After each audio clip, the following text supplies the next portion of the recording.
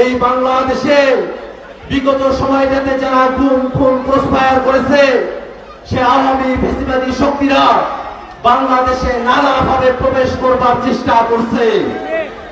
আমরা এই সুনামগঞ্জের মাটি থেকে স্পষ্ট করে জানান দিতে চাই, বাংলাদেশের ফ্যাসিবাদ বিরোধী মানুষেরা যতক্ষণ পর্যন্ত আমরা জীবিত আছি ততক্ষণ পর্যন্ত আওয়ামী সেবাদাসদেরকে বাংলাদেশে আমরা আসতে দেব না।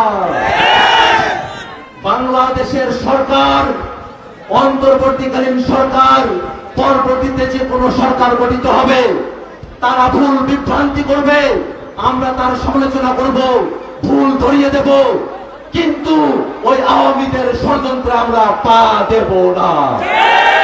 ভাইরা আমার, নতুন বাংলাদেশ গড়তে হলে বাংলাদেশের প্রতিষ্ঠানগুলোকে নতুন করে বিনির্মাণ করতে হবে। বাংলাদেশের সবথেকে বড় সংকট বাংলাদেশের রাষ্ট্রীয় প্রতিষ্ঠানগুলোতে দলীয় নিয়োগের সংকট। দলীয় নিয়োগ মুক্তভাবে, স্বাধীনভাবে, নিরপেক্ষভাবে বাংলাদেশের রাষ্ট্রীয় প্রতিষ্ঠানগুলোতে নিয়োগের বন্দোবস্ত আমাদেরকে প্রতিষ্ঠা করতে হবে। বাংলাদেশে অবকাঠামোগত উন্নয়নের কথা বলে হাজার হাজার লাখ লাখ কোটি টাকা বিদেশে পাচার করা হয়েছে।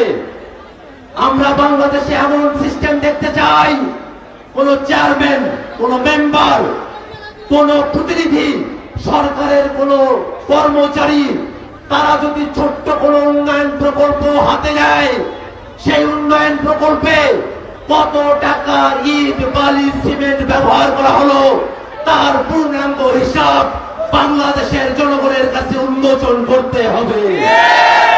বালিশকাণ্ডের বাংলাদেশ আমরা আর দেখতে চাই না। এই নতুন বাংলাদেশ করতে হলে ধর্ম, বর্ণ, বাংলাদেশের সকল মানুষকে বিভাজন ভুলে গিয়ে এক সম্প্রীতির মধ্যপন্থী রাজনীতি আমাদের প্রতিষ্ঠা করতে হবে।